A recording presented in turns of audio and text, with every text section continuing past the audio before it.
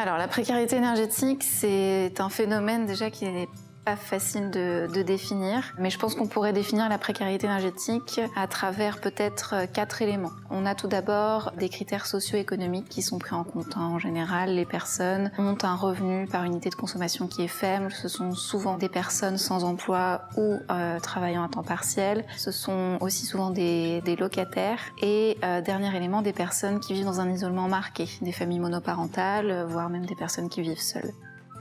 Autre critère qui peut être pris en compte pour définir la précarité énergétique, c'est la performance du bâtiment, puisque bien souvent on constate que les personnes qui sont en situation de précarité énergétique vivent souvent dans des logements qui sont vieillissants, donc qui ont été construits avant 1975 pour la plupart, et souvent aussi ce sont des personnes qui vont être dans des logements qui fonctionnent au chauffage collectif et qui donc n'ont absolument pas la main sur le chauffage, qui peuvent pas décider de baisser leur consommation et qui vont faire face à des factures d'énergie qui leur sont imposées.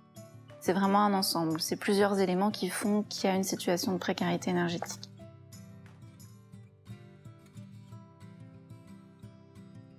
Je suis pas sûre que toutes les personnes qui sont en situation de précarité énergétique arrivent à mettre un nom dessus. Et puis c'est pas toujours facile de reconnaître qu'on a du mal à se chauffer tout simplement. Je pense que ces personnes-là, elles font, à travers différentes astuces, elles arrivent à vivre dans cet environnement parce que petit à petit, elles vont faire en sorte que ça fonctionne comme ça. Mais voilà, ce sont des personnes qui vont rogner aussi sur d'autres budgets lorsqu'elles n'arrivent pas à payer leurs factures, par exemple sur le budget alimentaire. Pour pouvoir réussir à payer ces factures, on va rogner sur l'alimentation. Pareil, si c'est, par exemple, je sais pas, un exemple, on a hérité d'une grande maison qui est pas du tout isolée, on se retrouve dans cette maison, on n'a pas d'isolation, du coup on va dire je vais vivre que dans cette pièce pour pouvoir chauffer uniquement cette pièce-là. Donc on se retrouve dans un univers un peu restreint, des conditions de vie qui sont loin d'être idéales.